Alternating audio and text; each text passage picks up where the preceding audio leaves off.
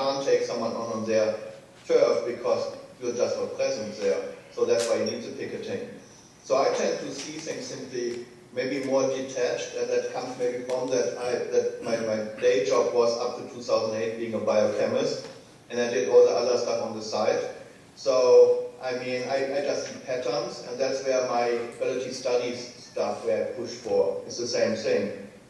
I prefer to look at what drives certain negative developments, and not look at, right, I mean, what drives racism. And a lot of the things is really based on that we have certain ability expectations, and then they just manifest themselves in all kind of areas, whether it's casteism, ageism, it doesn't matter what. And so I just try to stay back and have more systematic approach to, okay, what is driving what? And that's why I can talk with anyone, in essence, right? I mean, and people know that, I mean, certain groups I will not agree with, but not talking, I think does not necessarily work, as long as you still then tell them, right? I mean, I think you're wrong. I mean, you can say that, right? I mean, if you just then be quiet about what they do because you want them as an ally, that's a problem. Right? I think one should say, okay, I mean, your approach has X, Y, Z problems, and then they have to decide whether they want to work with you on it. But it has to be on, and we know this in bioethics, we do this a lot with disabled people and genetic testing, and there was a lot of between ethicists and disabled people, and then right, they had this big discourse at the Hastings Center, and then they decided to agree to disagree. Because there are simply, I mean, certain truisms, I think, with genetic testing, which I think, as a disability rights activist, you can't give up, and you will be, right, and that's just, I mean, right where you will stand, and others will not buy into all that stuff. So, till I think the whole framework of certain ability expectations around bodies will change, you will not see certain agreements. Right? And that's why, I mean, I step back, like, for example, why do we demonize sex selection, but not, I mean, right, ability selection? Right? I mean, why do we draw the line here? In Europe, Germany, where I originally come from, this was not a line. We were beating up on sex selection the same way we were beating up on ability selection. In North America, there was a line drawn based on a different cultural background of the debate, because it was linked to abortion, which it wasn't in Germany. You can easily be against genetics and still be in favor of abortion, right? We just don't go for a particular type. So, right, and then I looked at technology more from a broader one. So abortion is, for me, a nonsensical argument around genetic testing, because then you do it on the embryo level, then you have pre-implantation diagnostic. Now it's about synthetic biology and the artificial womb, right? When they come to pass, then you simply design genomes. So I all the time tend to look at the dynamics, and that allows me to go to all kinds of groups and highlight the bigger picture and see, okay, what you are doing has certain impact on me, but also it will, if you shoot yourself in the foot down the road, because if your premise is correct, then you will not achieve your goal. Right? And I think it's interesting when Peter were promoting, right, that it's okay to have consensual sex between the gorilla and the human, that within the Great Ape Project, right, that a lot of people then of course were, dropping Peter.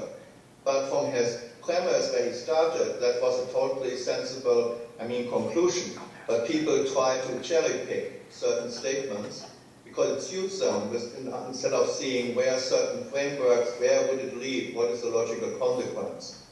And that's, I think, where I'm more. That's why I'm not so hung up on any given group. I just try to highlight what the overall problem is, and where certain things go, and have the conceptual framework, and then people go for it or not. Yeah, I pretty much entirely agree. I think that we have to be contingent or clear in the way that we advance our politics, and we have to be very careful about what we're saying, where, when, and to whom. Right? So it's when we are within an insulated animal rights community, I don't think we should be advocating welfarism in those sort of situations, because you are already with a community that agrees that the non-human animal is oppressed.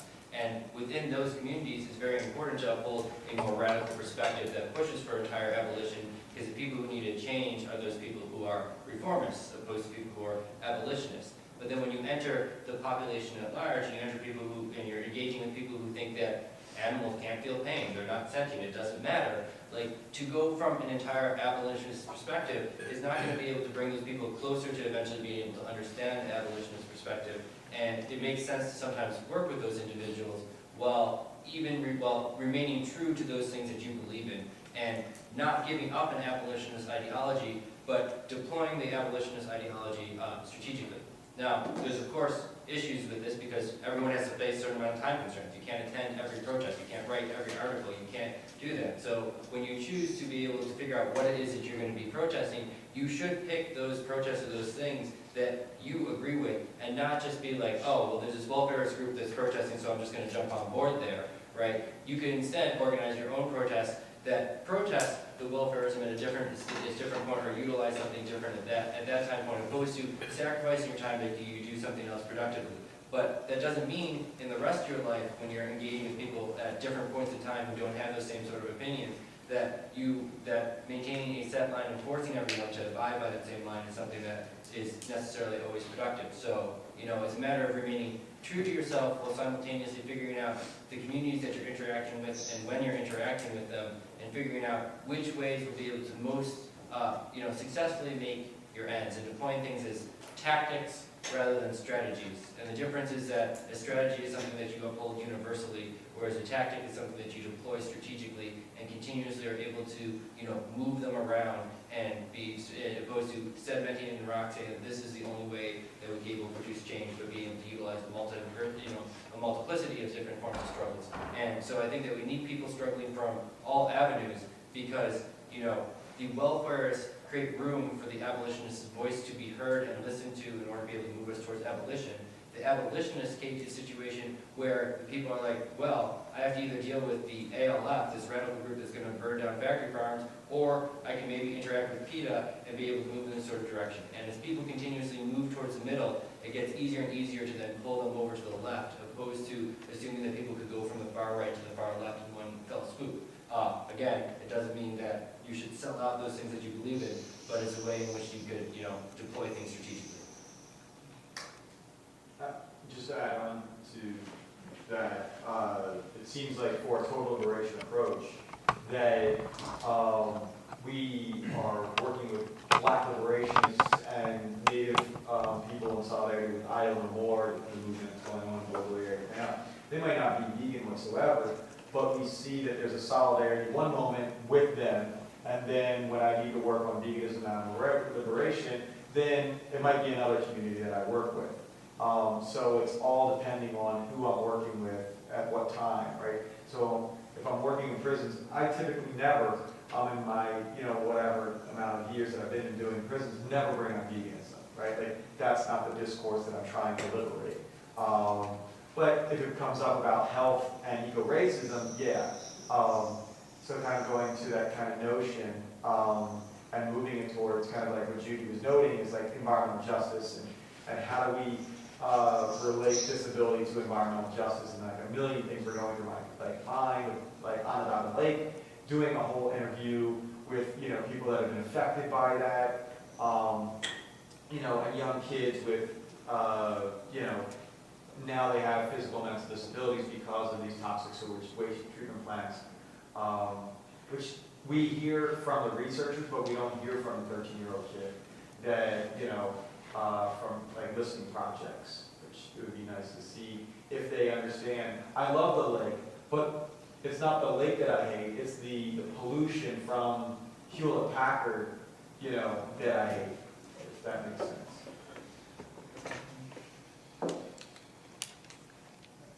Yes, I have a couple questions. Two for you, Gregor. The first of which is, well actually, this comes mainly out of your discussion of you being a bigger picture thinker and a bigger picture, of trying to access the bigger picture when it comes to discussions like this. The first question is, dealing with an international perspective, do you think that, for instance, Germany has a better awareness of critiques of ableism in the United States due to its the openness that Germany has with its past history of eugenics? And if so, do you think that there is a message that we